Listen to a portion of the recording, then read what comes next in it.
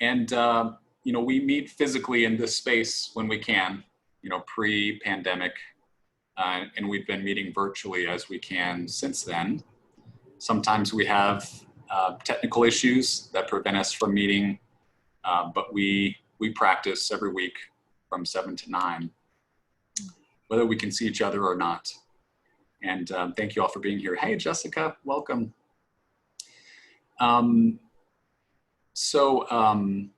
Given we've got special guests, I think we'll follow a pretty similar schedule and a format for the evening. We'll open up the group, and I will do my best to try to call people out to invite them to share their name, maybe take a moment to check in with yourself, and maybe just share something that you're grateful for today. And from there, if it's okay, we could move into a guided meditation for about 30 minutes. And we will have time after that for Q&A as well. And Sister True Pearl, we'd love if you have anything prepared or not prepared to speak about a lot of what we've all been experiencing and witnessing in the world, specifically around Black Lives Matter, issue of social injustice and things like that. We would love to hear your wisdom after our meditation, if that's okay. Any questions about the evening tonight before we begin? All right. I will also say that as most of you all know, we are run by donations alone. And whether you donate to the Dallas Meditation Center on a regular basis or not, I will be posting in the chat a link to donate to Magnolia Grove. And so this is a special kind of a donation campaign in honor of our guests and in gratitude for the wisdom and practice that they're going to share with us. And so if you would so kindly, if you're able to give, please consider giving tonight, even if you give on a regular basis. And if you have issues with the link, you can send me a private message afterwards, and we can make sure that we honor your donations and make sure that gets back to the monastery. And with that, I think I'm ready for us to open up the circle. And I guess I will start. My name is Charles Knight. I've been a facilitator for, gosh, a few years now. I can't remember how long. I've been a part of the group.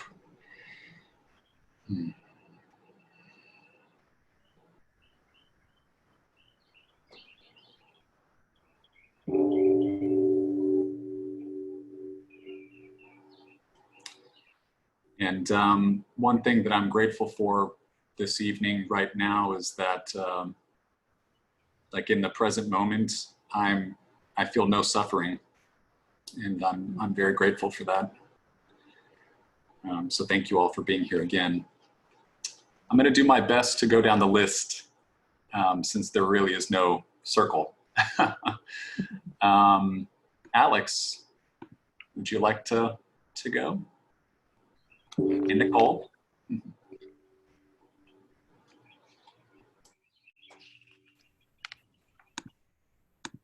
Thanks, Charles. Yeah, my name's Alex. I'm really excited for this meditation and the sharing. So yeah, I'm just grateful to be here. I'm trying to switch gears from work and stuff like that to being mindful and aware of myself. So yeah, it's an interesting experience, but I feel myself kind of calming down, and that's really, really nice. So yeah, just grateful to be here with you all.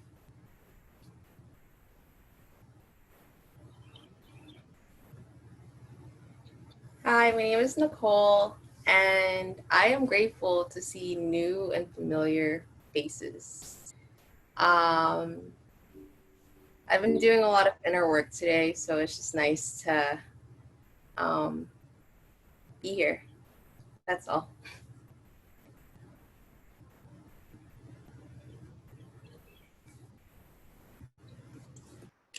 Thank you both. Isa, would you like to go next? Hi. Oh, I didn't realize I wasn't on mute.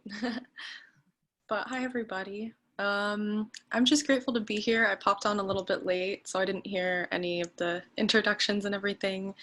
But I'm excited to, like Nicole said, see new and familiar faces and to hear from our special guests. So I'm just grateful for everybody for being here, and yeah, looking forward to it.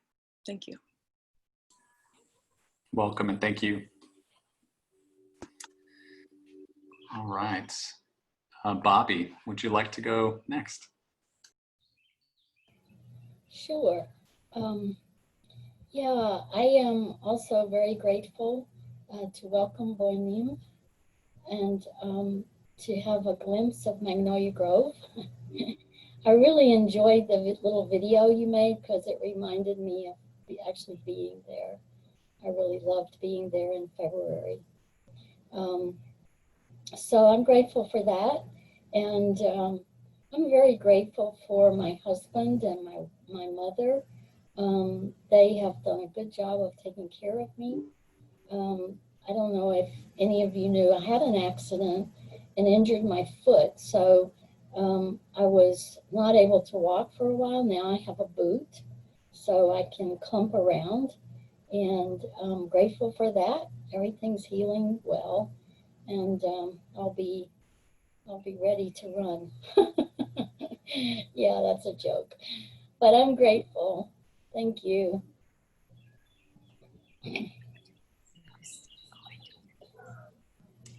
Thank you, Bobby. Let's see. Cheryl, would you like to go next? Yes.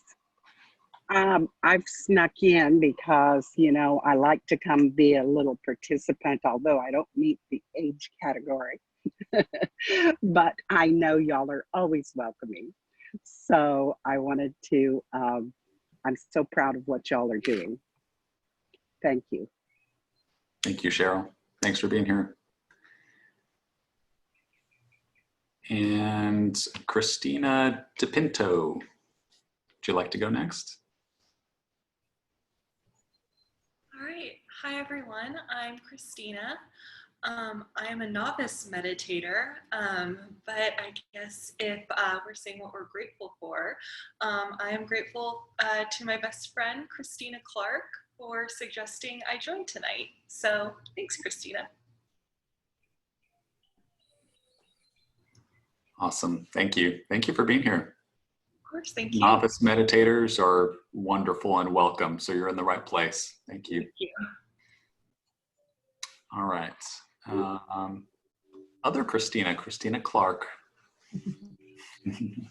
Hi, I'm other Christina Clark. Today I'm just really grateful for my body. I'm really grateful for my health. And just like everyone else, I think that's here tonight, I'm really grateful for our special guests and the opportunity to just learn from you guys, practice with you guys, and just to be a part of the continuation of the Dharma. So happy that you guys are here. Thank you. Thank you, Christina. Cornell, would you like to go next? Hello. Very happy to be here and happy to see our friends from Magnolia Grove, and thinking about meeting Sister Boinim with peeling carrots at the monastery.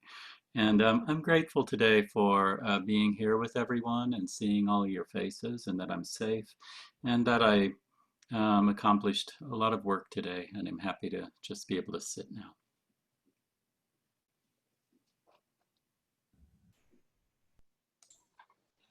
Thank you, Cornell.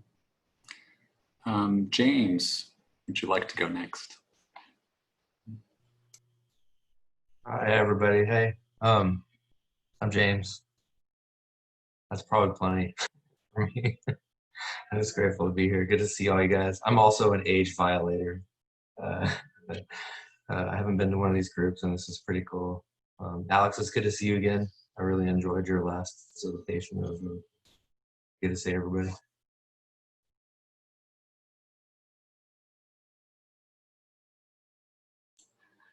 Thank you, James. Thank you for violating the age limits. It's 20, 30-ish, you know. Young at heart is really what this is about. So thank you all. Let's see. Jane, would you like to go next?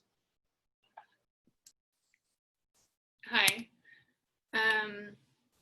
I'm glad to be here. I am also out of the age range, so I guess I'm the third one.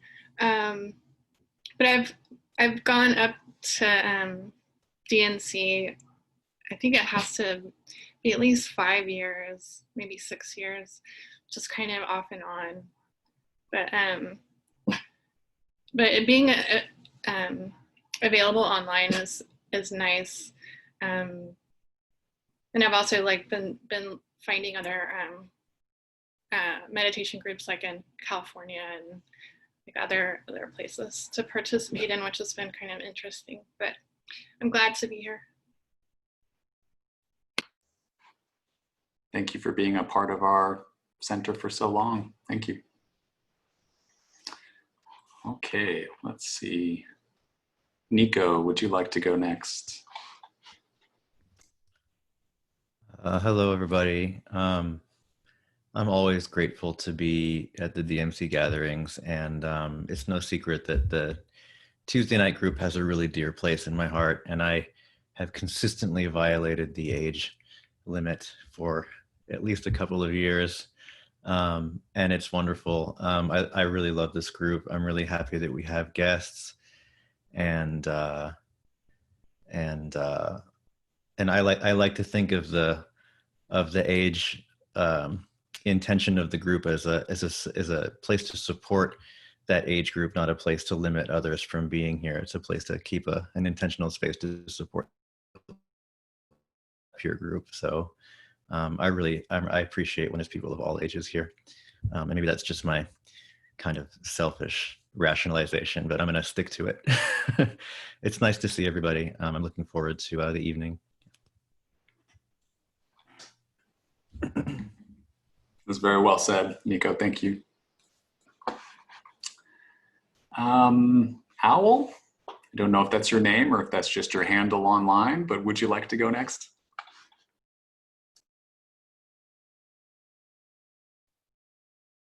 I was trying to jump in before you had to say owl, but when I signed up for Zoom, asked for a name, I just typed in owl, and now I'm an owl. I'm grateful for the day. I'm very pleased to be here. First time on Tuesday nights. I'm typically come to the Mindful Mondays group. And people also know that my partner in life, Patty, and she's sitting over here off camera. So she's present also, but just not on camera. And just in case, I'm 30-ish. So, and very, very pleased, very happy. We're both very happy to be here.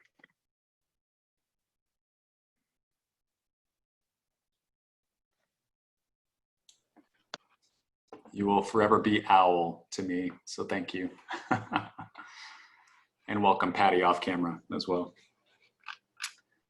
Okay, next, Rebecca, would you like to go next? Hi, my name is Rebecca. I am grateful for my mom and my family and my boyfriend and everyone in my life. I have not attended online for I think almost a month now. I was trying to last week, but I think there was technical difficulties. But I'm really grateful that I made it, and I'm grateful that we have guests and that they enjoy this as much as we do. So yeah.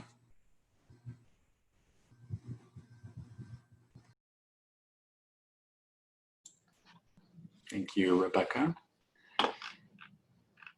Jessica, would you like to go next?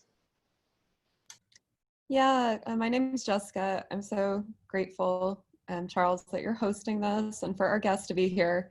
And I'm grateful, of course, to see everyone, but I'm extra grateful that all of the young adult facilitators are here. It's really cool.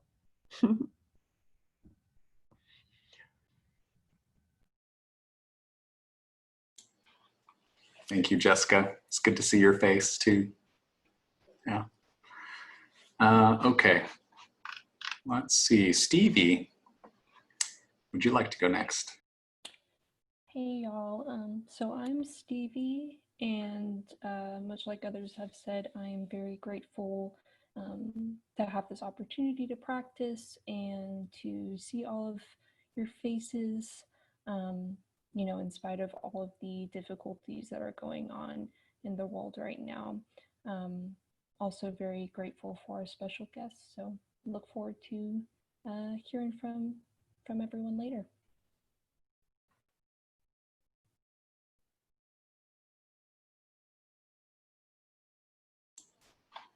Thank you, Stevie. Let me see if I missed anybody. If I did, I apologize.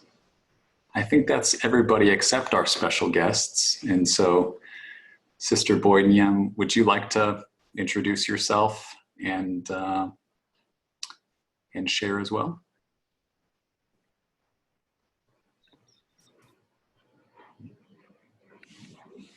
Good evening, dear Thầy, dear Brother Tin Khối, dear friends.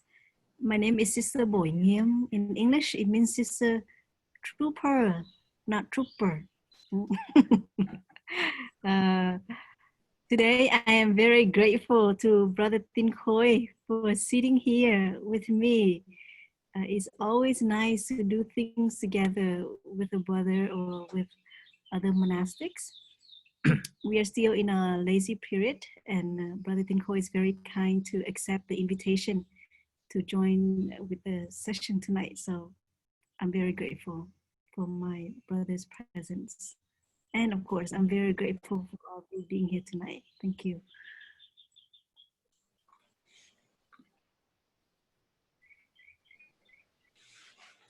Thank you so much. Please go ahead. Yeah. Hello everybody, my name is Brother Tin Khối in Vietnamese, and my English name is Brother Brand New Sky. So I'm happy to be here with you tonight, this evening. So I wish we will all have a joyful session together. Thank you so much.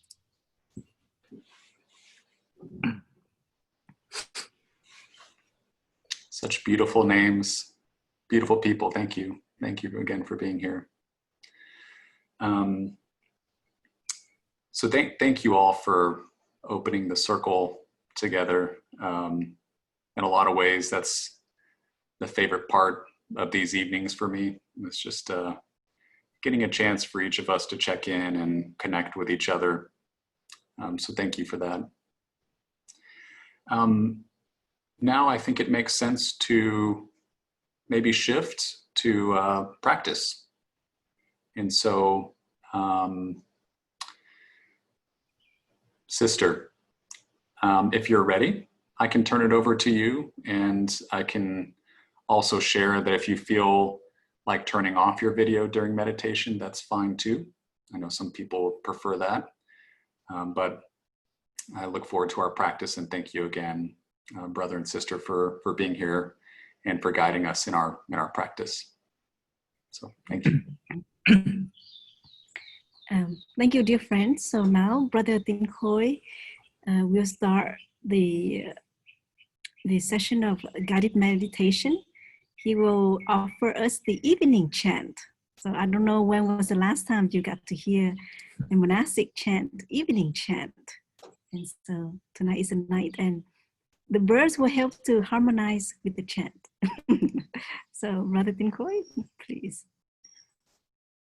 So the Sangha, now we're gonna have 30 minutes of guided sitting meditation. So let us sit upright, whether which posture you are, full lotus or half lotus, or even you are sitting on a chair. Please sit upright, your back straight, relax your shoulder, and you may like to close your eyes a little bit to become aware of your body, become aware of your in breath and out breath. Relax your hands, relax your back, relax your two legs. If you are sitting on chair, start to feeling the contact between your foot and the floor.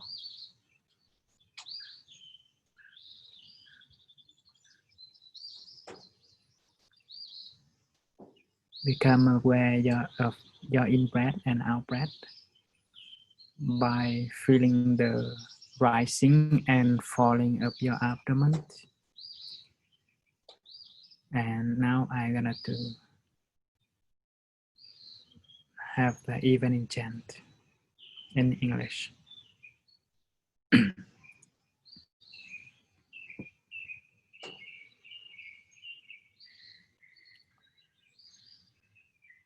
Today practice, exercise practice, we're gonna use our mindfulness to be aware of our body first.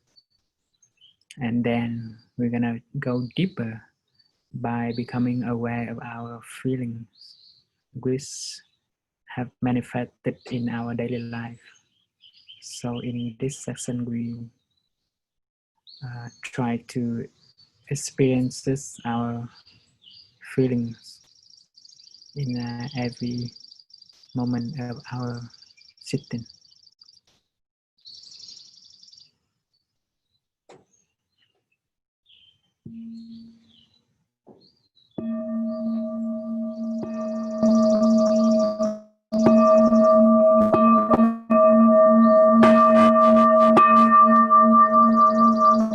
Grace posture upright and solid. We are sitting.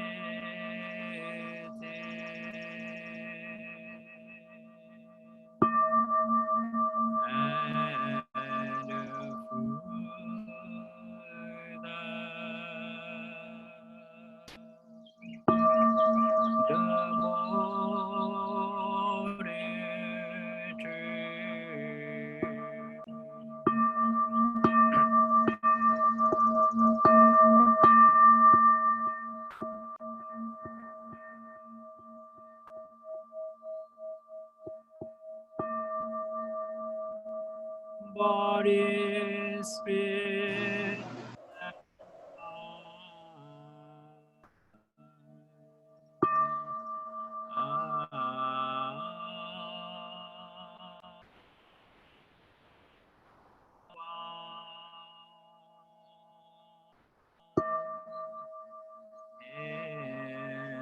still.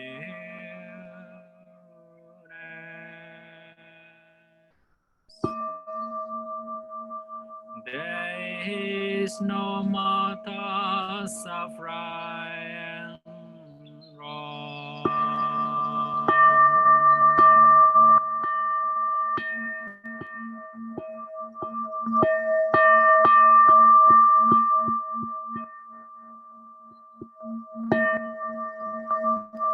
All minds and body dwell in perfect mindfulness.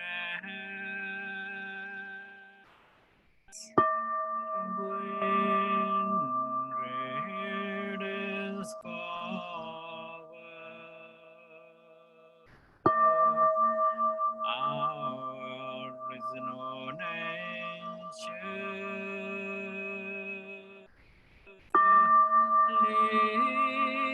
leaving the soul.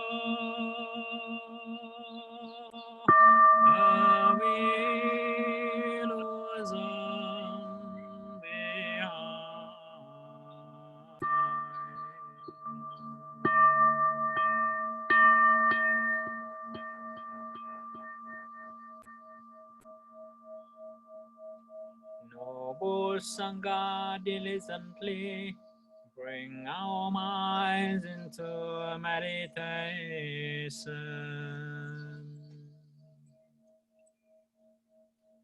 Namo Sakyamuni Buddhaya. Namo Shakyamuni Buddhaya.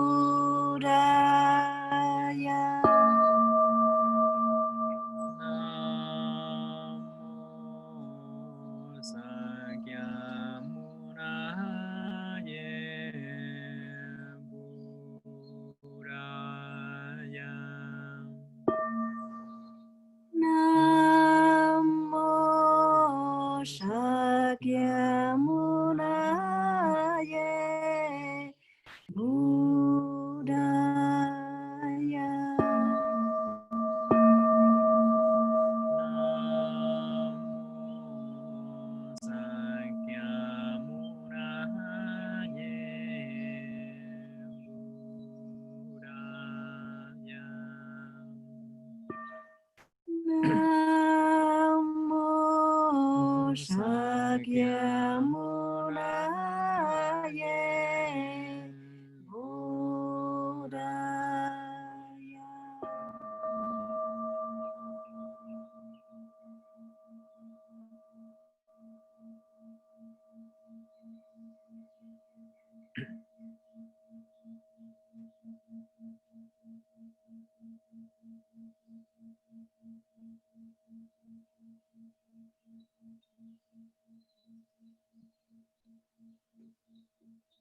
Aware of my body, I breathe in, smiling to my body. I breathe out. Aware of my body, smiling.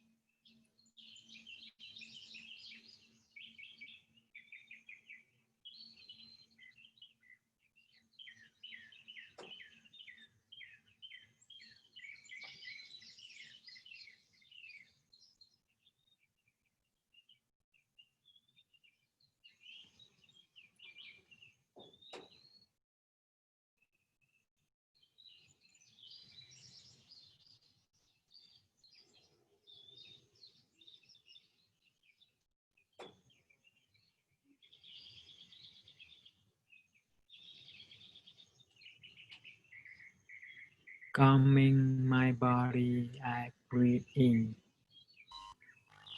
Relax my body, I breathe out. Calming my body, relaxing my body.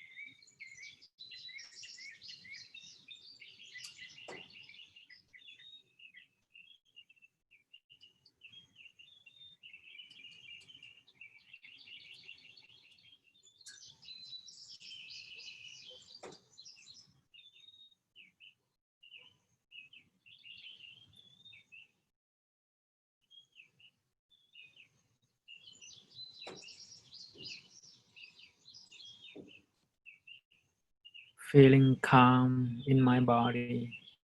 I breathe in, relaxing my body. I breathe out, feeling calm, relaxing.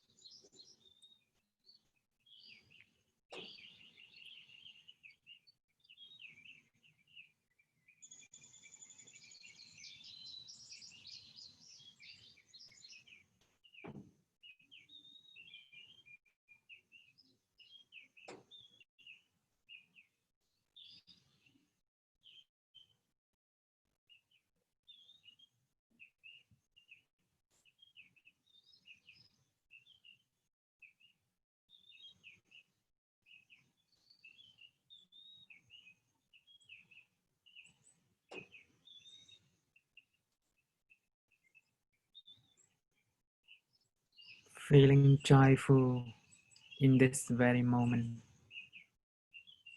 I breathe in, smiling to the present moment. I breathe out, feeling joyful, smiling to the present moment.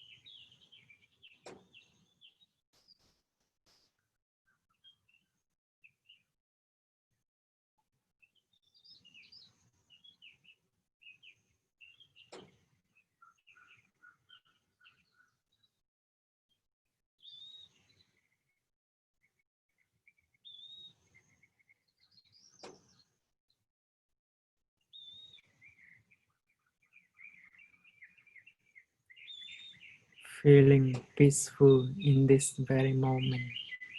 I breathe in, smiling to the present moment. I breathe out, feeling peaceful, smiling.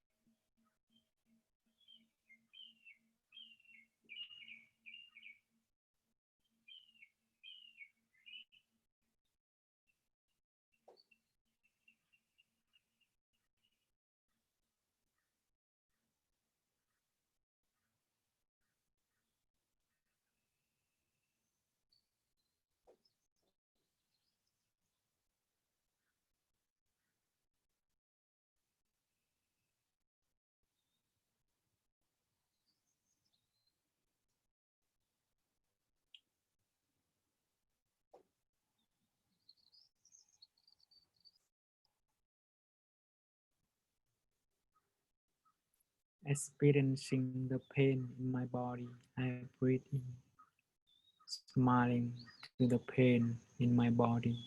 I breathe out, experiencing physical pain, smiling.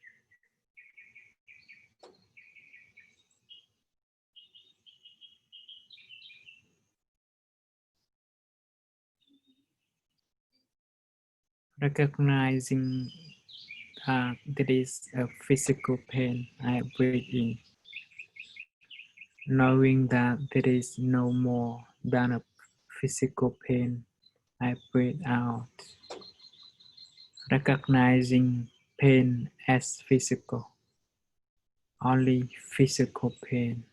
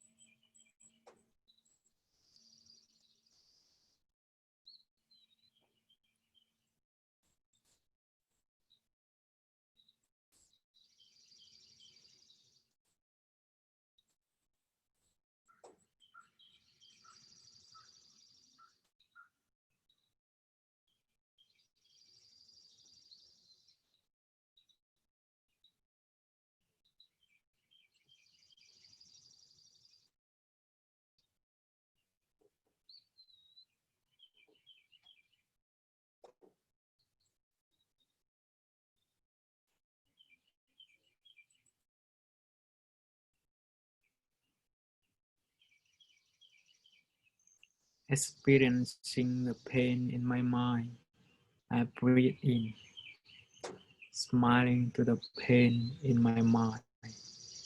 I breathe out, experiencing my pain, smiling.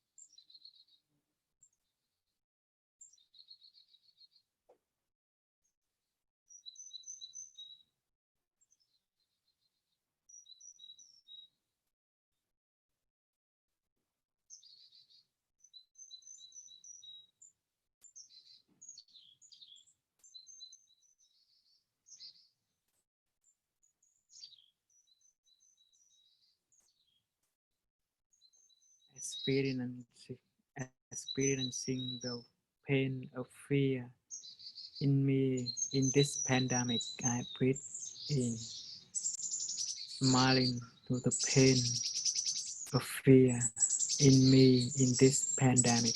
I breathe out, experiencing fear, smiling to my fear.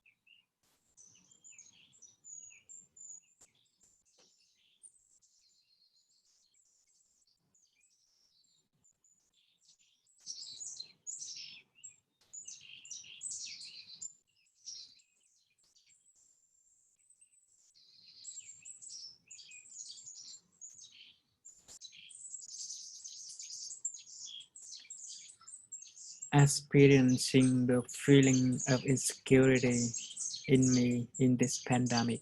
I breathe in, smiling to the feeling of insecurity in me in this pandemic. I breathe out, experiencing insecurity, smiling to my feeling of insecurity.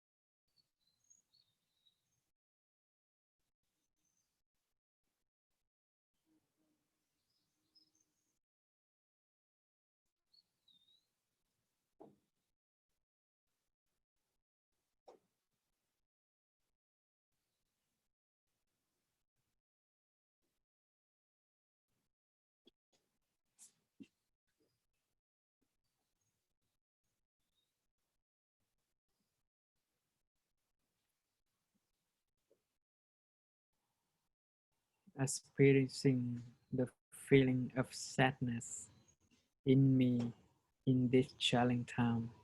I breathe in, smiling to the feeling of sadness. I breathe out, experiencing sadness, smiling.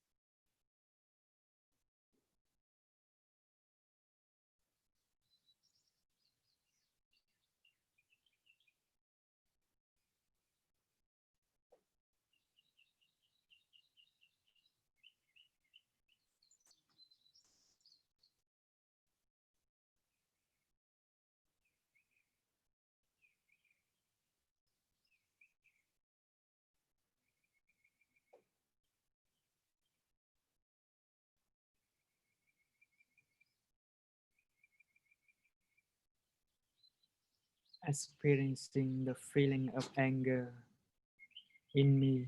I breathe in, smiling to the feeling of anger in me. I breathe out, experiencing anger, smiling.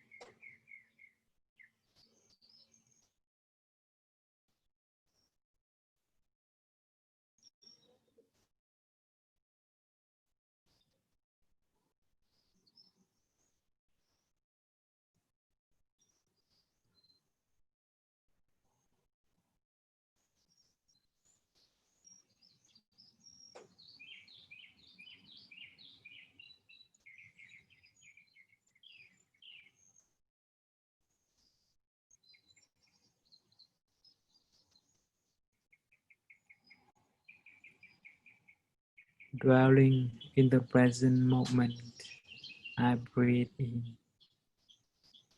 smiling to the present moment, I breathe out, dwelling in the moment, smiling.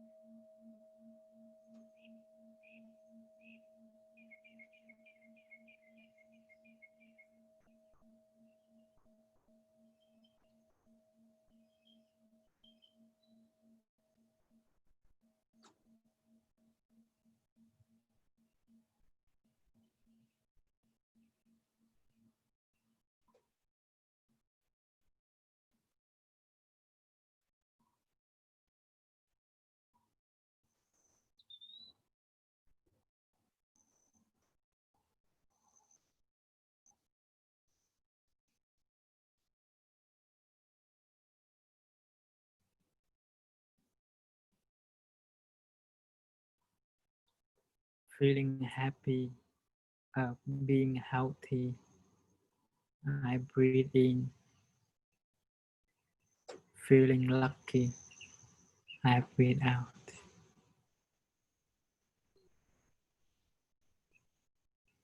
Joyful, feel lucky.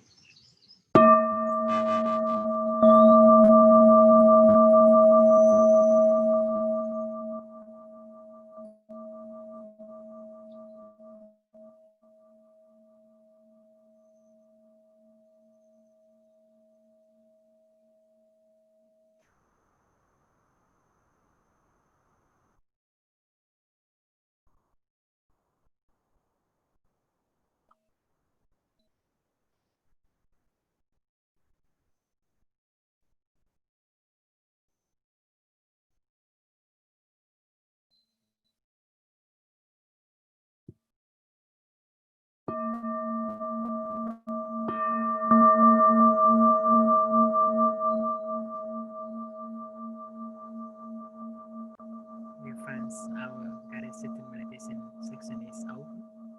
Right now, please gently open your eyes, smiling to yourself and your friends, feeling happy that you are still alive, still healthy. Using your two hands to massage your hand, your palm, and the face.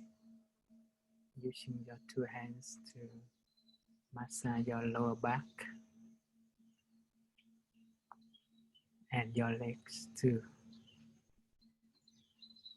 So please open your eyes. We have just finished our sitting section.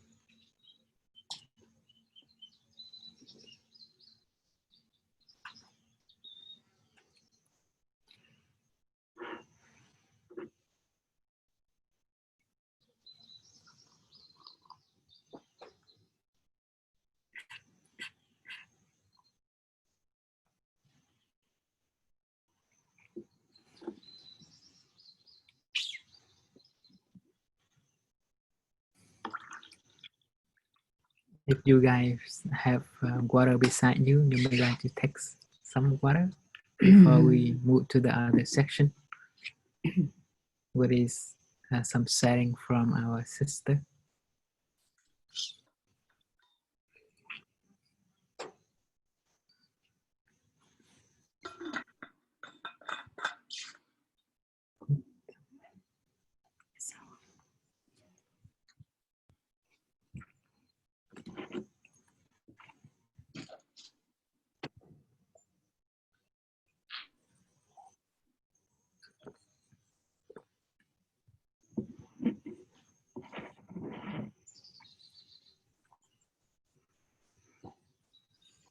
I hope you guys enjoy the guided sitting meditation.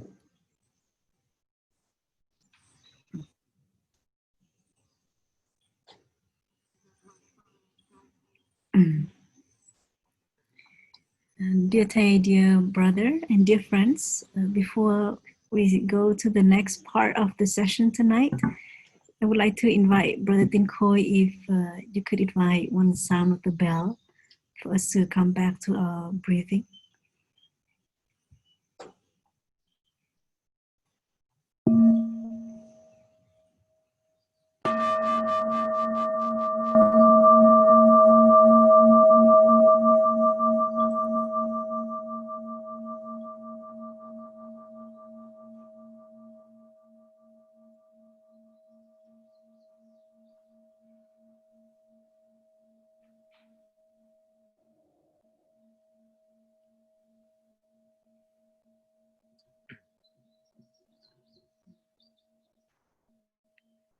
Dear beloved teacher, dear brother, dear friends, today is Tuesday, June 16th in the year 2020. The monastics are at Magnolia Grove Monastery and the friends are in Dallas. Welcome.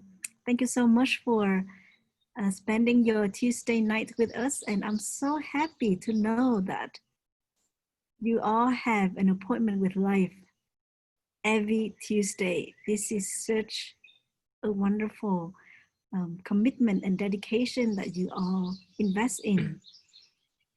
It's very rare to see young people spending 2 hours on a weeknight like this, right?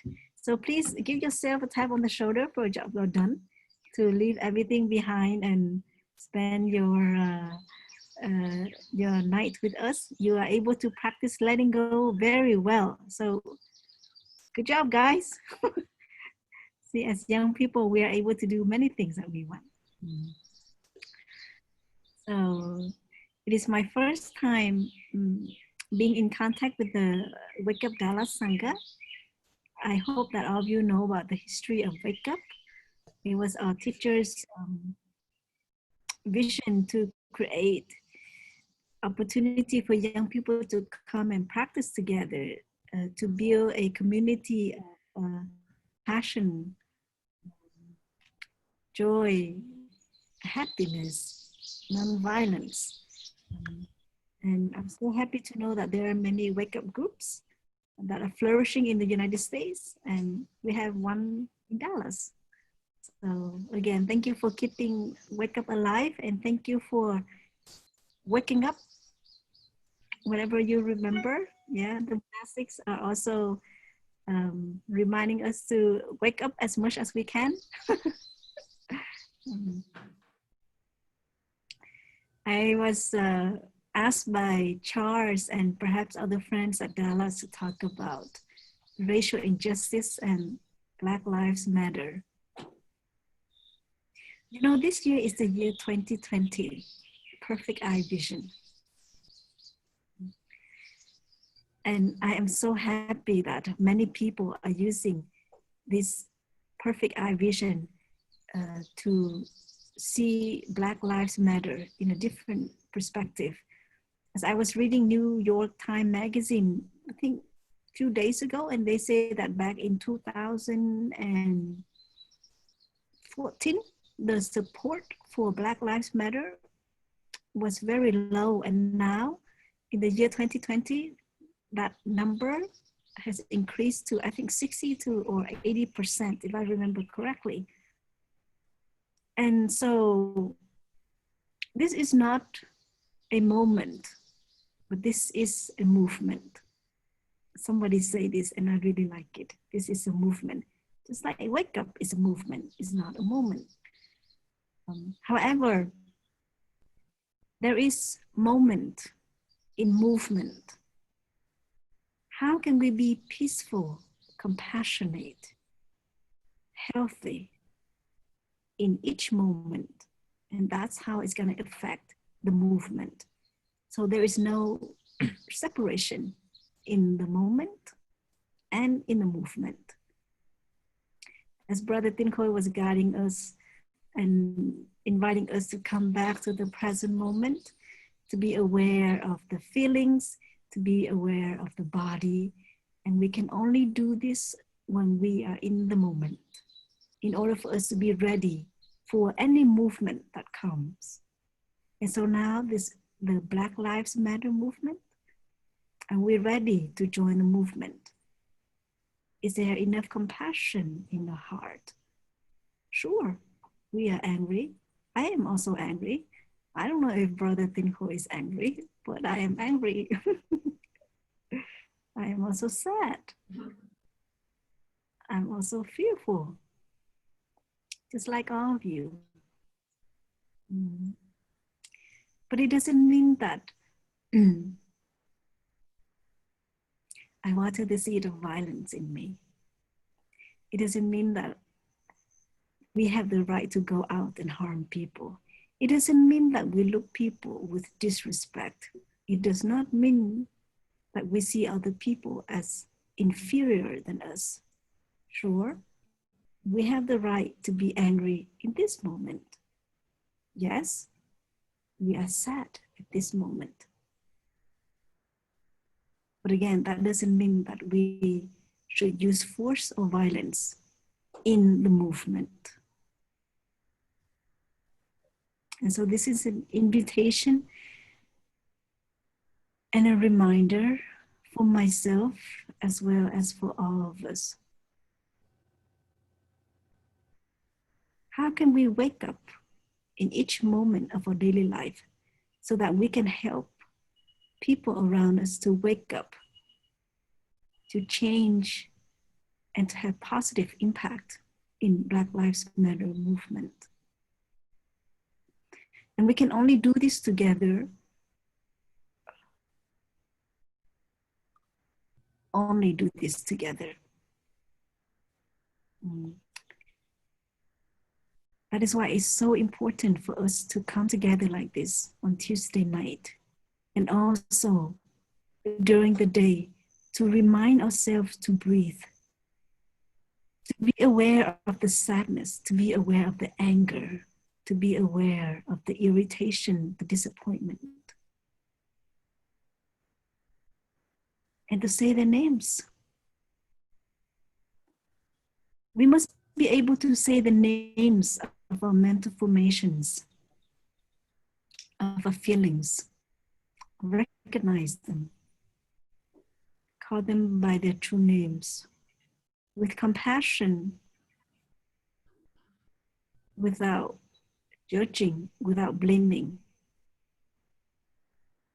We have to be gentle to ourselves, gentle to ourselves. And this will help us so that when we call out the names of George Floyd, Trayvon Martin,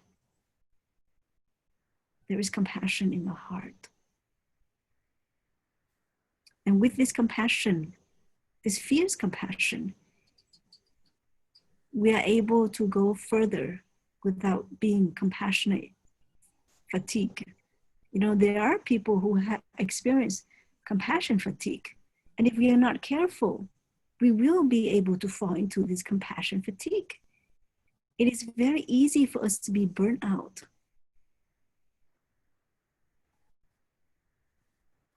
That is why it's always, always important to go home and to take care of ourselves, to spend time with ourselves, to sit and to breathe when we are happy, when we are sad, when we are angry. We always come back to the basic of what our teacher has taught us. Are we really able to stop our thinking when a phone rings? When we receive the notification? Come on, be honest. Are we able to do that? It's easy to do at the monastery, right? Yeah, but when we're at home, only you know. The master would not know. So you have to be honest to yourself. Now the second thing is, do we have the courage to put the phone away when we eat a meal or when we are with our family members? Be honest. See, if we are able to train ourselves to master our own mind, to do what we really want to do for our own benefit in these small things during the day, then whenever we are faced with crisis, pandemic, seeing injustice happening, we are able to also master our own thoughts and do what we need to do without falling into compassion fatigue. In us, there is fierce compassion, there is peace already. So be honest to ourselves. Are we able to say to ourselves, stop, that's enough? When we know we have this habit of staying up very late at night to read the news, hours after hours to watch something. We all care about many issues: climate change, LGBTQ rights, Black Lives Matter. And this is to show that we have so much compassion in our hearts.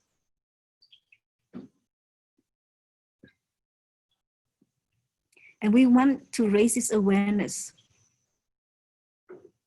to many people. And we will find in any way that we can to bring this darkness into light so that everybody can really have the freedom that we have. And again, we can only do this when mentally we are healthy, physically we are healthy, spiritually we are stable, emotionally we are secure.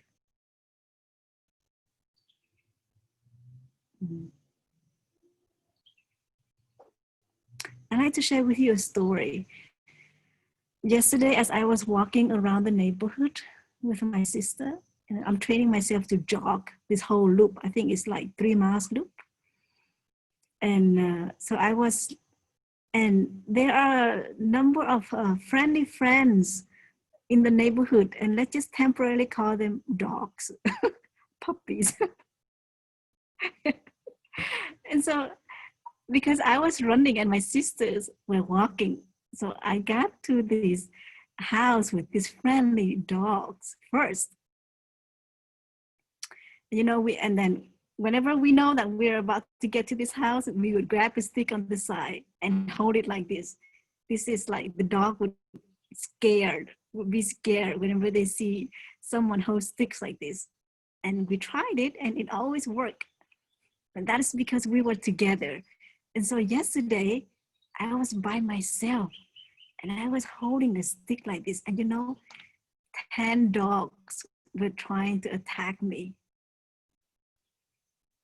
Oh my gosh, they were so close to me, you know? And I don't remember when was the last time I experienced such fear of being attacked. Because in the monastery, it's so safe. I kept holding my stick and walk with trying to be like, have an angry face. I was like following my breathing. I had difficulty breathing because I was so fearful that these dogs will attack me. Can you imagine 10 dogs barking nonstop?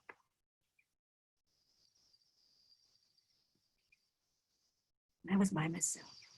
And so today, again, number of us went for a walk. I also started to jog, but this time, I learned from my past experience yesterday. So instead of trying to be a hero and trying to be strong, you know, I waved my sisters. And then we walked together to this house. And each one of us have a stick. Of course, we don't hit the dog. We just hold it up like this. And this time, my feelings were completely different than yesterday. As I was walking with my sisters this morning, with the dogs barking and trying to attack us, my feelings were completely different. I did not have fear. I didn't feel insecure. Because I knew my sisters were with me. I knew that we were in this together. And when the dogs saw a group of 5 nuns holding a stick like this, sure, they continued to bark, but they didn't come so close to us like they did yesterday.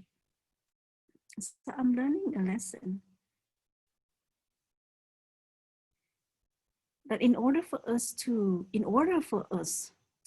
be peaceful and to feel protected, we need to be surrounded by people that we feel safe, that we can trust, that we feel loved, that we feel protected. And so when we go to the protest, we have thousands and thousands of people with us, or even hundreds. We do it together. That's why we don't fear. We don't have fear. And we chant the names of these people. We chant Black Lives Matter. And there's no hesitation in it. And this is because that we do it together. And you know, the word protest, it starts with PRO. And so when we think of PRO, what do we think? Pro, right? I'm a pro. Right, I'm a pro. I want to be a pro at the protest. Just like pro basketball player, pro tennis player, pro meditator, pro compassionate, loving person. I want to be a pro at the protest. And we can only be a pro if every day we train ourselves. We cannot be a pro if we don't prepare ourselves and train ourselves. We want to be a real pro. Sure, there will be times we have to fake it until we make it. But we want to train ourselves to be a real pro. So how can we be a real pro at the protest? Invite Tay to walk next to us, to walk in front of us, to walk behind us, to walk beside us.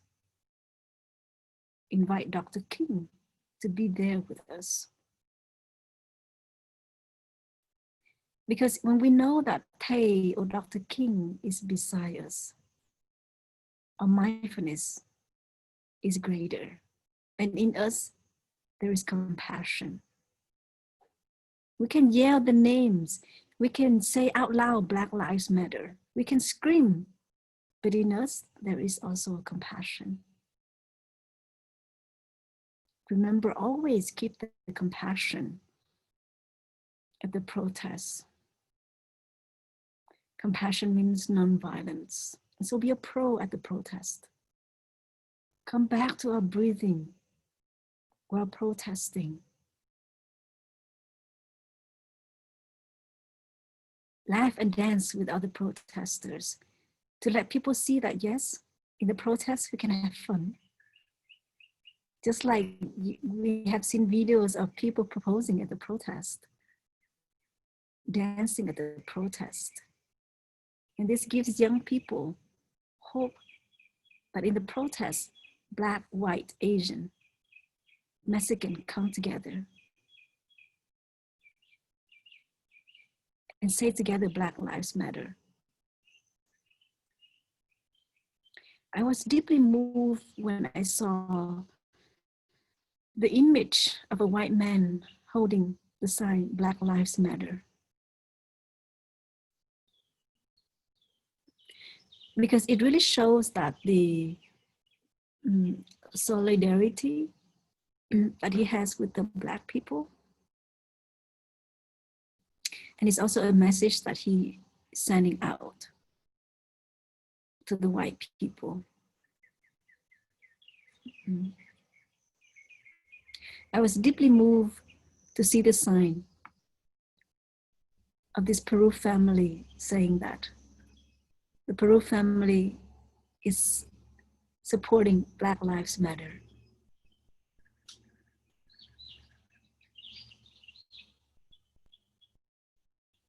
And I'm deeply moved to see many people in the Black community come out to say Black Lives Matter together.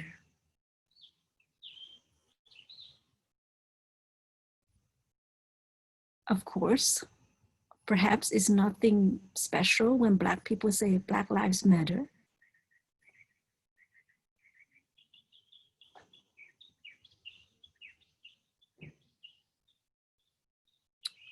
Because they are Black. However, if they have to stand up to say Black Lives Matter, it's an invitation for us to look back. How have we been living?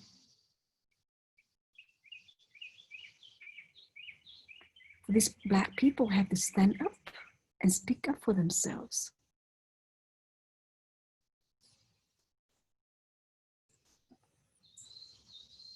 It's an invitation for us to contemplate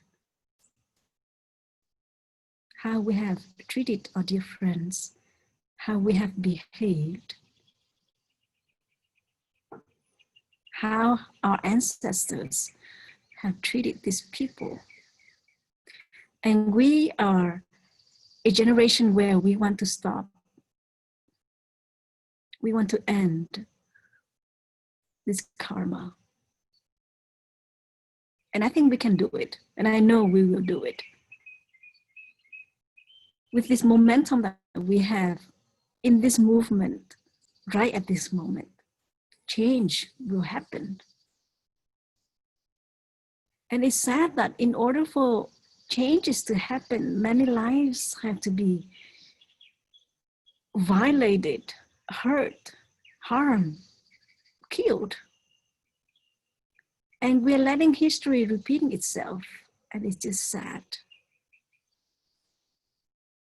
But I know that tonight, with 19 people, with 2 monastics, we don't want history to repeat itself.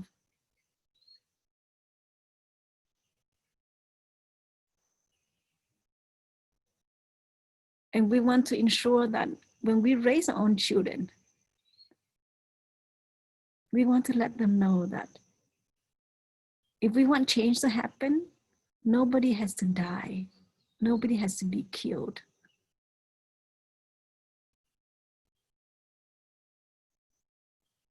And I feel this is something that we can do.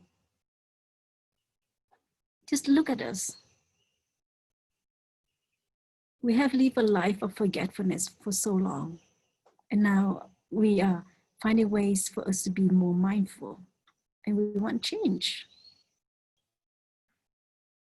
And we're using compassion, peace, and mindfulness as the tools to help us change, right? And we're able to see any positive outcome from the change that we wish to have in our lives. We didn't use violence. We didn't use discrimination.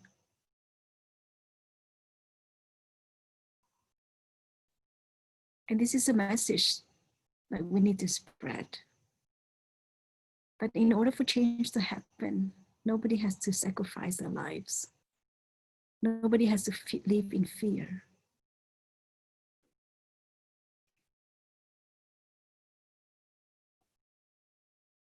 And for us who are not Black, when we chant Black Lives Matter, in us, there's this thirst.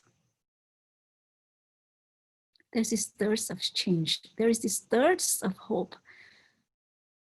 There is this thirst of compassion. There is this thirst for love. There is also this thirst of respect. We are thirsty. We are thirsty of all these positive things that we want to see in this movement.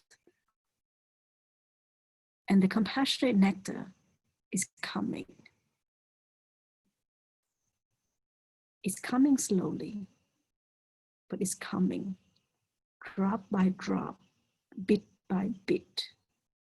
And so please don't fall into despair. And this is something I also remind myself, not to fall into despair.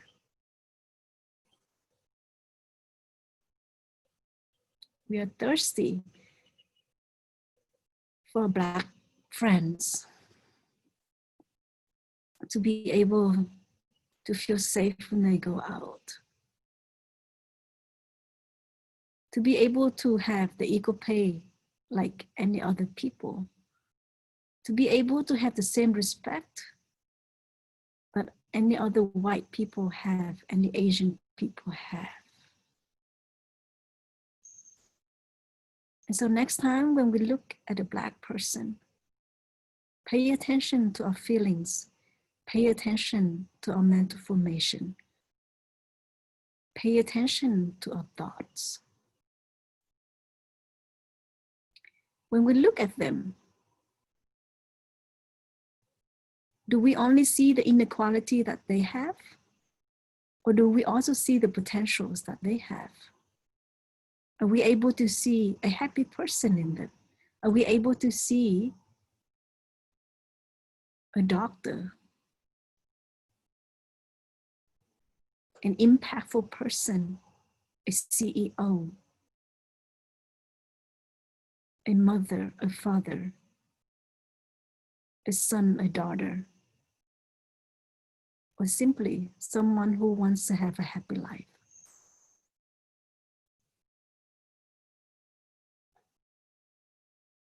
You know, the Buddha say that everybody's blood is red and everybody's tears is salty.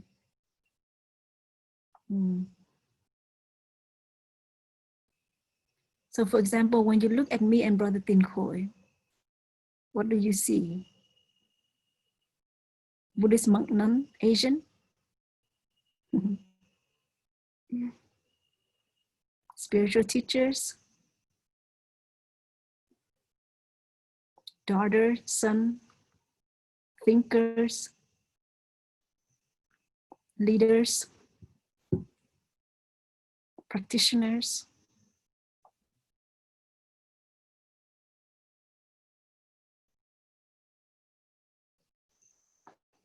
And so I invite you, when you look at a Black person on the street, your friend, see them with new eyes. See them like you've never seen them before.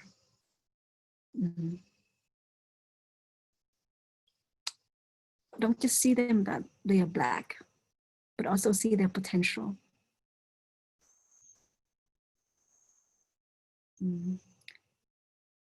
See that they want to live a happy life. They want to feel safe.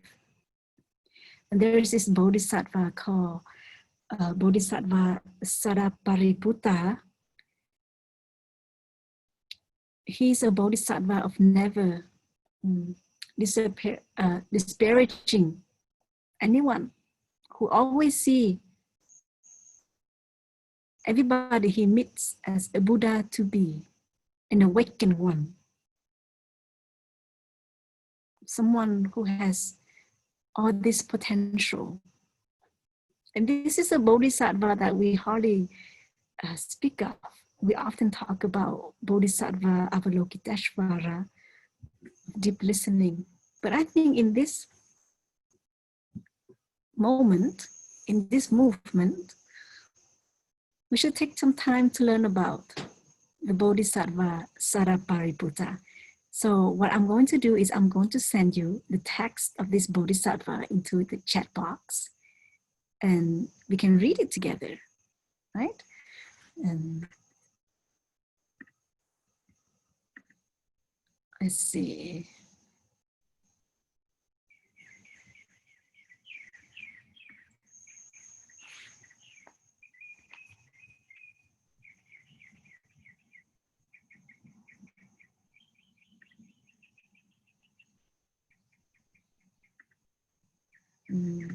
Zoom. Okay.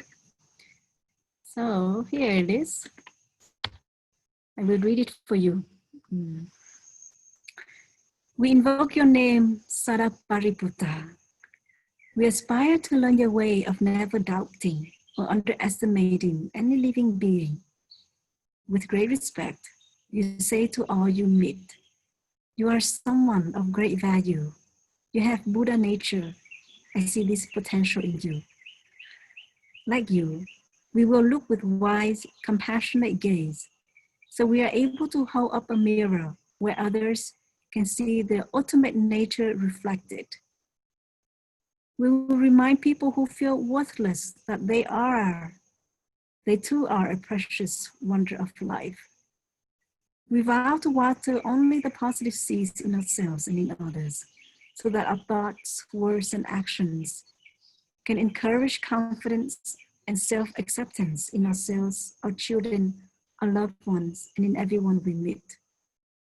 Inspired by the great faith and the insight that everyone is a Buddha, we will practice our way of patience and inclusiveness so we can liberate ourselves from ignorance and misunderstanding and offer freedom, peace, and joy to ourselves, to others, and to our society.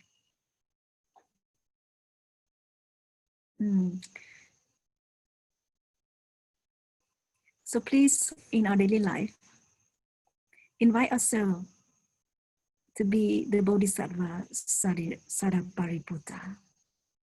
When we look at ourselves, say to ourselves, you are someone of great value. You have Buddha nature. I see this potential in you. We practice this with ourselves first, so that when we look at our parents, our partner, our boyfriend, our girlfriend, our significant others, and when we go on the protest, we also say this. We also say this not to the Black people, but we also remind ourselves to say this to the policemen, to the police. We're doing this for our own good, to keep our mind beautiful.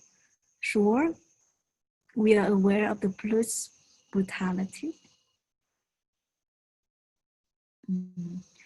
but in us, keep that compassion alive and see this police person is also someone of great value.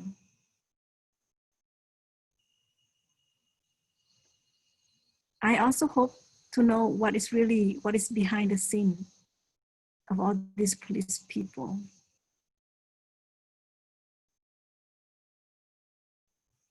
Perhaps they endure so much stress after going home from work. Of course, the stress, the pain cannot be compared to the pain and to the suffering of the Black people have experienced for 400 years. But please give rise, compassion to the police people, because not all of them are bad.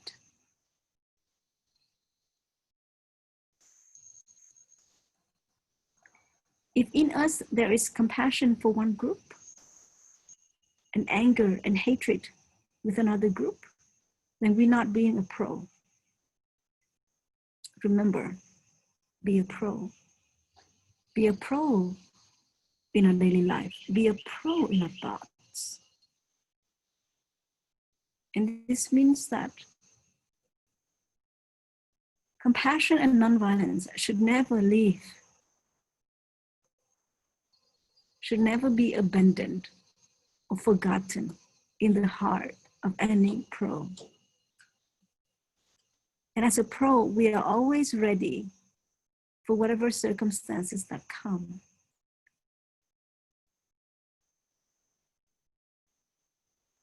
When I was in high school, I played volleyball.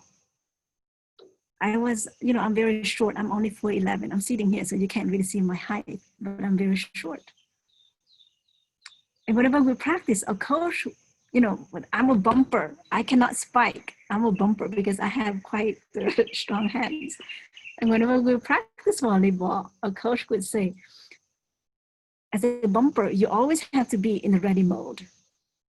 So when the ball comes, you run and you hit it to your teammate, and that person can set it, and then the third person can spike it. I was learning to be a pro volleyball player, but that was not the only pro that I learned. In the volleyball, it helped me to be a pro in other things in my daily life. And so now as a practitioner, I want to be a pro practitioner. So I often invite myself to come back to my breathing, to be fully present for whatever that is in me and around me. And also to be able to practice letting go when I need to let go. And everything, to be aware, to practice letting go, compassion and nonviolence should never leave the heart of a pro. So let us continue to chant Black Lives Matter, but chanting is not enough. Let us look at Black people with respect, like the Bodhisattva Sariputta.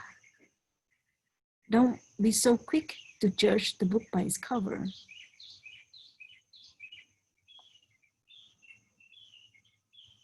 And if there is somebody in your lives that you dislike, that you're so angry with, that you don't want to talk to,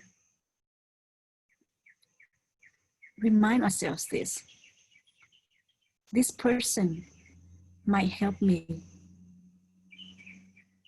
when I need it the most. This person might help me when I'm in danger. This person might be there for me when I need a tire to be fixed, when I need something.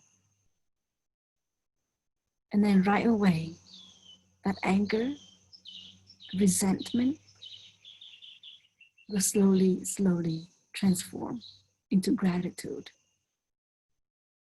Practice this with our beloved ones, people in our family, people that we are having difficulty with. We don't need to do anything. We just need to change our way of thinking first.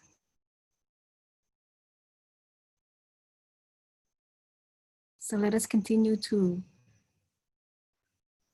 show our respect to ourselves, our support to the Black Lives Matter movement.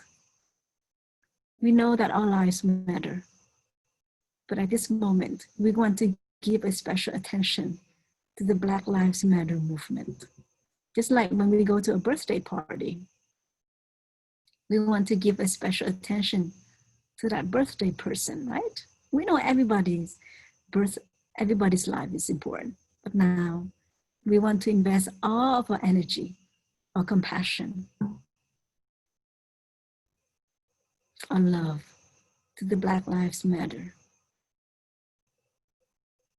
And at the same time, we also remind ourselves that my life also matters, because we are all interconnected.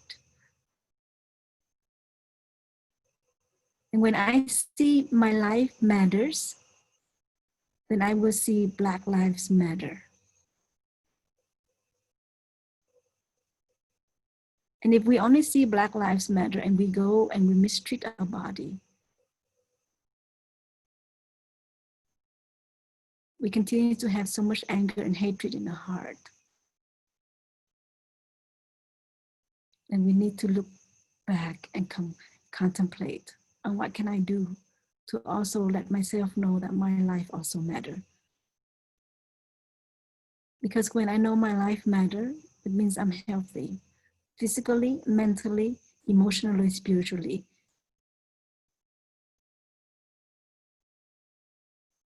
And I'm able to see Black Lives Matter. And I can do many things that I want to do. So it's always coming back to take care of ourselves. You know, why are so many people mistreating these Black people? That is because they do not know how to take care of their anger. They do not know how to take care of their hatred, their discrimination. That's why they behave like that. So we must come back to the root to transform it, and that is the mind. Respect, love, compassion. These are the things that we need to cultivate every day in our daily life, in every moment, whenever we remember, whenever we can. Because we are all pro. So thank you for listening.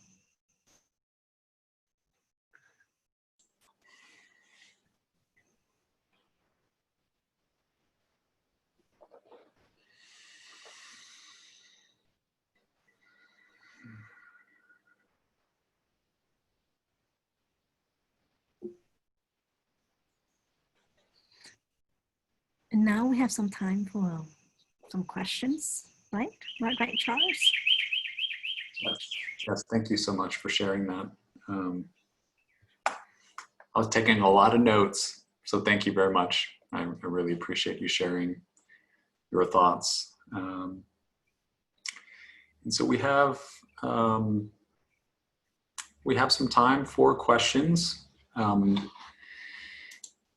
If you feel like you have lots of questions, we can talk about maybe how we can raise our hand by bowing in if you have video on. But if there's silence and you want to come off of mute and ask a question, now's the time to do that. So I'd invite you all to kind of reflect on our practice and what was shared with us tonight. And if something is on your heart and mind that you would like to ask our wonderful guests here, please feel free to do so.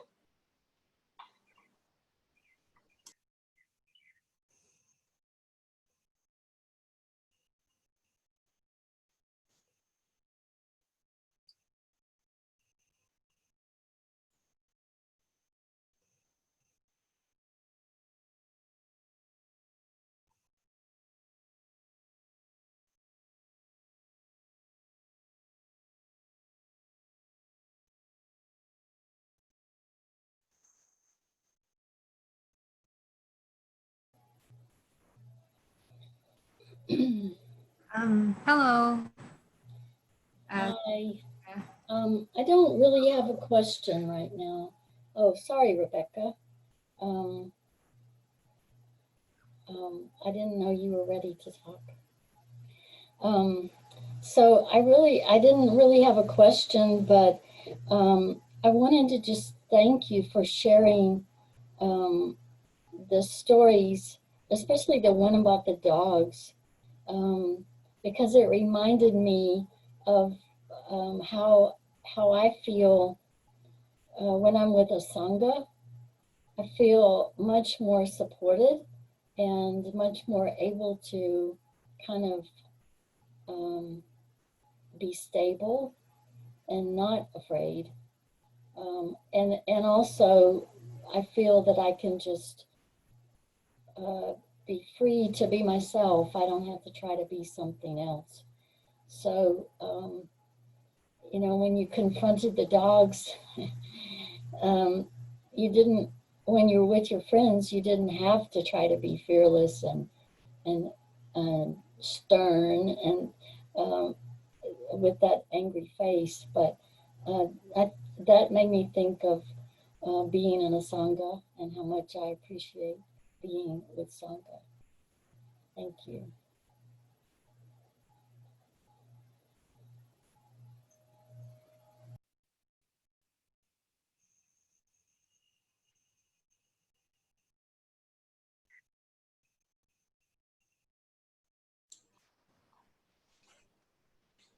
Oh, this is Rebecca. Sorry. Not sure if y'all can hear me. Sorry, but thank you for sharing everything you said. I think everything you said was like at the core of what I try to practice and remember, but I fail at it a lot. Thank you for, I also really enjoyed that story about the dogs because I actually had a similar story growing up when I was a kid as well with dogs in the neighborhood and things like that. I did have a question, like it just pertaining to like worrying or feeling so distressed about the future. I'm trying to think about the future, but I feel like every time I try to, it's just it's a sense of worry. So I don't really know how to you know, make a plan for something. Like even making a plan to go see someone tomorrow is difficult now.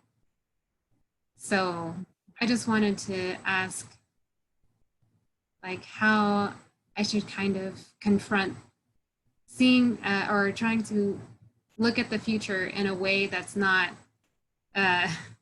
so terrible and I'm worrying so much.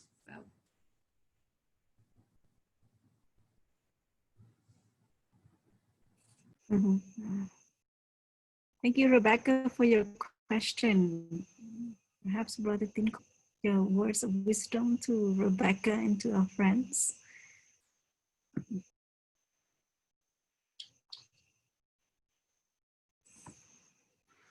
So dear Thầy, dear Sangha, dear sister and friends, we are in this challenging time. So looking around, we see a danger of the coronavirus, which can even take our life. And it's difficult for us to think of our future in this very moment. It's like when we feel down, we feel bored, we feel exhausted. In that moment, if we think of our future, it's like the darkness. It's like the feeling of exhausted. How can we continue this path? How can we continue this life with this feeling, with this energy? But it's not true at all, because our feelings, our mental formation is like a drop of the water in the river, and it's flow every minute. It's ever changing every moment. It is changing every moment, even our feelings. And even the pandemic will be changed. Whenever we find the appropriate vaccine which can deal with the coronavirus. So I think try to dwell in the present moment and feeling of joyful being still healthy, you are living in the safety and peaceful house or home. You are not a homeless people. Uh, you still have your sibling. You still have your beloved one. You still have your cushion and everything you need for your life. And when you feel down, just recognize it as it is and try not to think about of the future, because if you think of the future with your sadness, uh, with your exhausted feeling in that moment, is not the truth, because you may face the future with a different feeling. It's not that feeling at all. So that is the wrong perception. So everything will be changing. Even your feeling of sadness or exhausted or resentment will be changed. Will be changed anyway. So life is impermanent. Life is not permanent. So don't worry about the future. The future will take care of itself, because ourselves will be changed. Our feeling will be changed. And our immune system know how to protect ourselves too. Uh, uh, and our life will be protected if we know how to live happily and healthily in this moment. And yeah, remember, you will face the future in a different feeling. It's not facing your future with the exhausted feeling at that time anymore, because that feeling will be fading away. It's no longer lasts forever. So that is the key to get out of your worry. Don't worry. Yeah, try to live deeply in this moment. So good luck. I just like to add one sentence, my favorite quotes from the Dalai Lama. He said that when something comes to us, and if we know that we can do something about it, why do we need to worry? And if we know that we can't do anything about it, then why do we need to worry? And you know, of course, we all have plans for tomorrow. People we want to see, people we want to meet, and we have plans. We make the appointment, and nobody can prevent us from doing that. Continue to plan, but don't be caught in it. You know, prepare for whatever the outcome is. For example, tonight there was supposed to be another sister joining us. In the last minute, she says she can't join because she has other appointments that she made a few days ago. And so I had to work with my disappointment a little bit. I was aware of my disappointment, but then I practiced letting go. I said, okay, this is an opportunity for me to test my capacity of acceptance,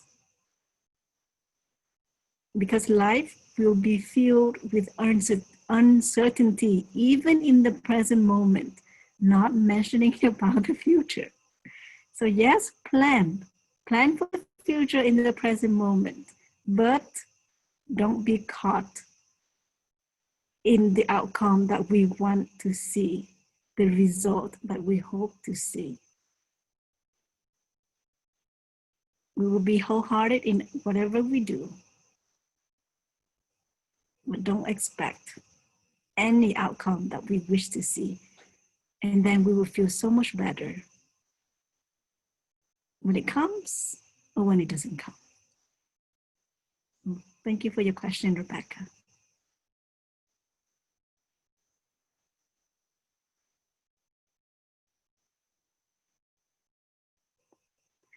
Maybe we have time for just one more question.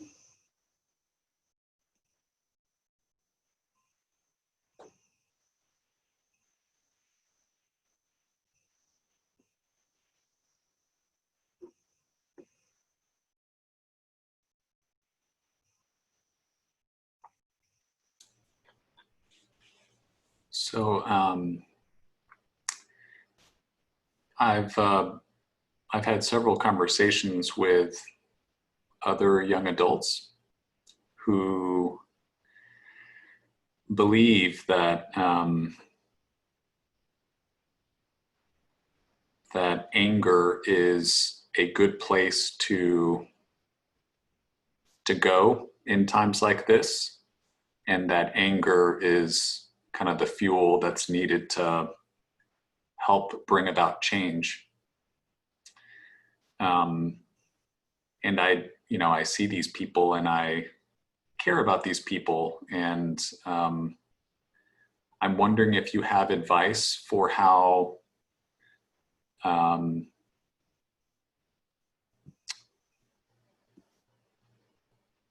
we might be able to take care of them, as they are motivated by their anger to chant Black Lives Matter and engage in dialogue with people. On the surface, they believe that they are doing good for themselves and for others. And I'm wondering if you could just share your thoughts on how I might be able to help take care of them as they navigate their feelings and try to make sense of what they are supposed to do in this time.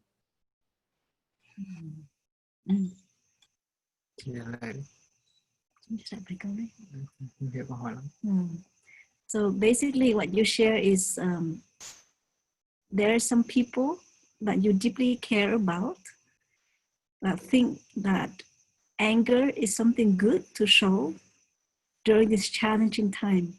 And they believe that it is through anger that change can happen. Is that correct?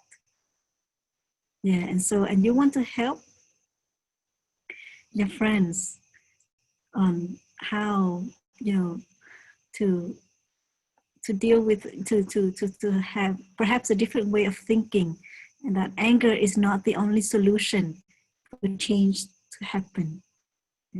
Is that correct? Okay. Yes. Brother Tinko, you have anger problem?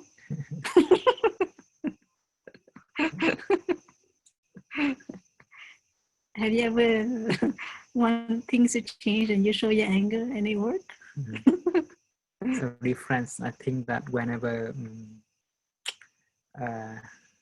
if there's someone get angry at us, if we get angry back to them, it's not the good way to end our conflict. Because a fire cannot cut off a fire. The only thing which can cut off the fire is the water. So the anger cannot cut off by our anger. Should be our compassion. So so I think about our motivation. We inside of us, we raise our voice because of our compassion, or we just raise our voice because of our anger. Sometimes we take advantage of our anger and we just follow our habit, energy, and but in the name of helping people, but we make others suffer a lot. So we have to look deeply into, Chuck, you can ask your friends whether they are deeply have compassion to themselves and others or not. And even when they get angry with others, they are burning themselves because the anger in themselves is burning them. The anger feeling is not a comfortable feeling. While you are get angry with someone, you are also damaging yourself at the same time. So with the way of nonviolence and compassion, you can make yourself peaceful as well as you can deal with the anger. So I think the motivation is the crucial. So you can consult your friends that to raise our voice should be in a non-violent way and in a compassionate way. Is the best way to change, to raise our voice and to attract people to do with our goodwill. Otherwise, with the anger fire inside, the more we do something, the more we destroy and damage something. And the first pupil is we destroying ourselves first, because we get angry and feeling angry is not the good feeling at all. And so that is my thinking. So maybe our sister can add something more. Thank you. Thank you, brother. That was a very beautiful sharing. I really like how a brother share about the intention and the motivation behind our action. And this is the key and the root to everything. We can go on the street. Everybody is encouraged to go on the street and chant Black Lives Matter. But it's the intention, the motivation behind it also makes it matter or not. When someone is angry with other people, it is like a revenge, a punishment that I want to give back. And this never leads to reconciliation. This never leads to peace.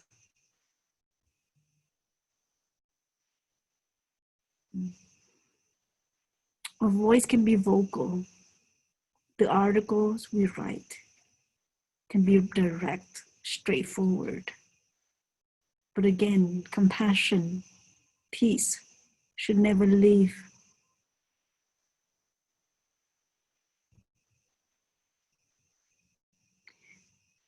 Many young people nowadays think that compassion is weak, compassion is passive. And it's not just young people, it's just for many generations they have thought of this.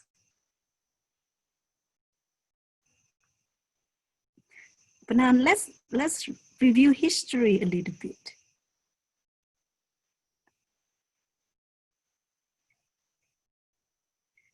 Many things in the past have changed because of fierce compassion. Because compassion can be like a thunder. Now, there were moments in the protests where everybody remained silent. That was powerful. You know, the images of looting, screaming,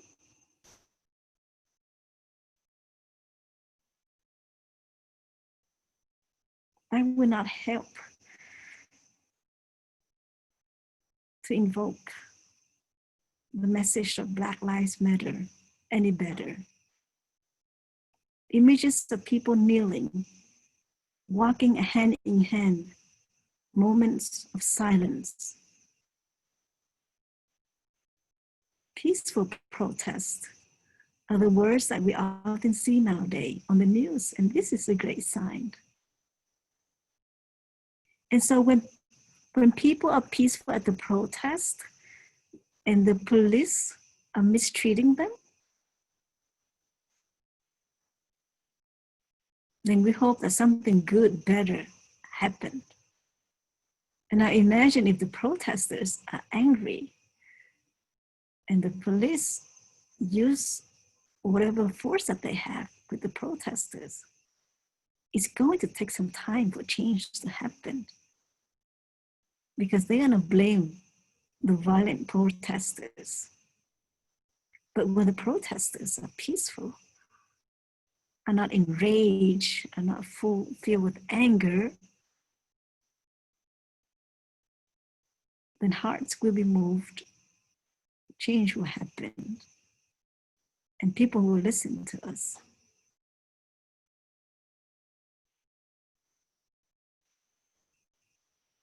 Sure, we can be angry, but again, it doesn't mean that we mistreat other people, that we use violence, derogatory words against other people. Anger is a force. Make it a good force. Just like Senator John Lewis said, get yourself in good trouble. So make sure our anger has good cause, lead to good cause, not lead to destruction, not lead to despair, not lead to the dead end, but our anger should lead to a tunnel filled with light at the end of the tunnel. And there's a way out. So yeah, tell your friend to continue to be angry. I would tell your friends to continue to be angry. But make sure that that anger does not end in destruction. And that in the present moment while we're angry, we're not harming anyone.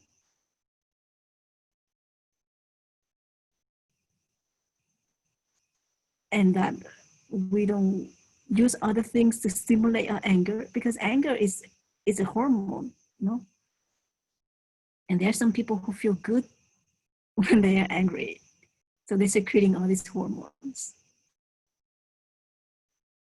I just recently watched a commencement speech by Michelle Obama.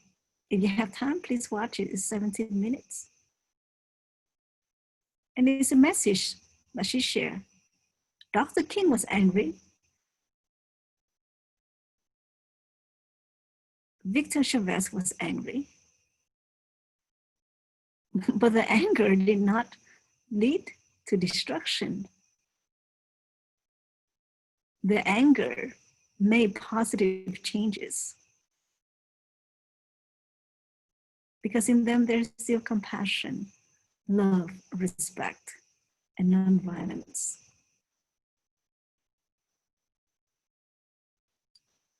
So let's just look at ourselves when we are angry with someone that we love.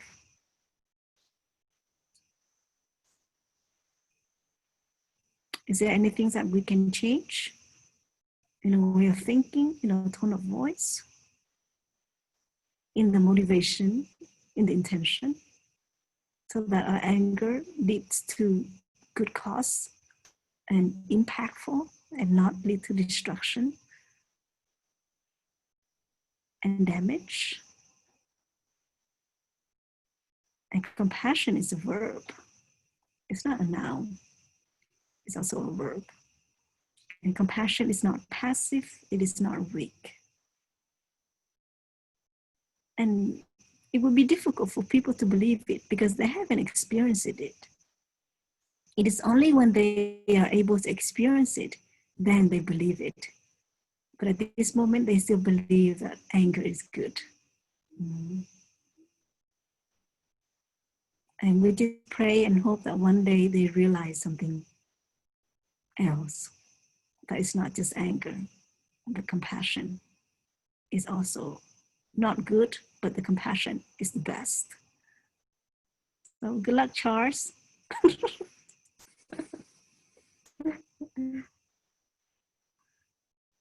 Okay, I think we can stop here for tonight. Yes. We'll let the host share a few words. Thank you again so much for the whole evening. It was really wonderful. Thank you for those that have already donated. And we so very much appreciate your Charles, we can't hear you. Oh. How about now? Can you hear me now? Can anybody else hear me? We still can't hear you. Ah, looks like some people can, some people can't. let's see.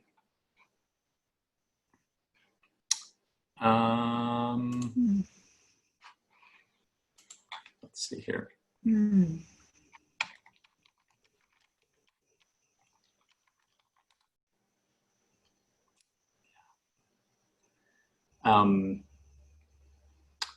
I guess for those that are able, I would like to invite either Bobby or Cornell to maybe say a few words. If those of you who can hear Charles, is it possible you can type what Charles is saying? I'm happy to do that, yeah. Thank you, Nico. Yeah. And Bobby and Cornell, I just wanted to let you all have a moment here if you'd like to say a few words. Yeah, I'll say a few things. And yeah, I appreciate your talk, sister and brother. And, you know, I think that the message that the sister gave us about anger, I mean, that really meant a lot to me. I think, you know, we really need to name the feelings that we have. We need to name the harm that we see out there, give things the name, and then we know how to deal. And so I really appreciate that message, and it was a big reminder to me, and I'll say thank you.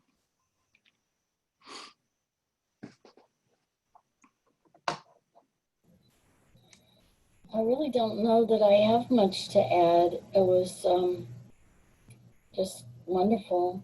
And I certainly agree that anger really only produces more anger.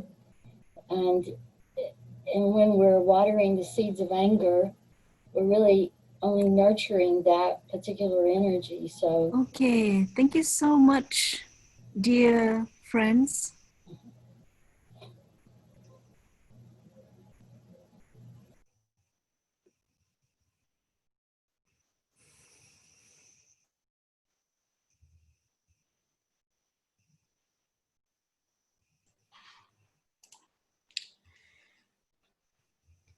Yeah, Bobby, Cornell, thank you. I think now would be a good time to say our farewells. And if everybody would love to type in the chat our thanks and farewells, I think that would be a great way to send our special visitors off for the night. And yeah, I think that's it for tonight. Thank you again. We hope to see you all next week in the future. And please remember to practice generosity as well. So thank you all so much. I hope you all have a great weekend, and we will, yes, Sister Trooper Cornell, lovely. Thank you all again. Be safe, be well, and I'm grateful for you all. So thanks.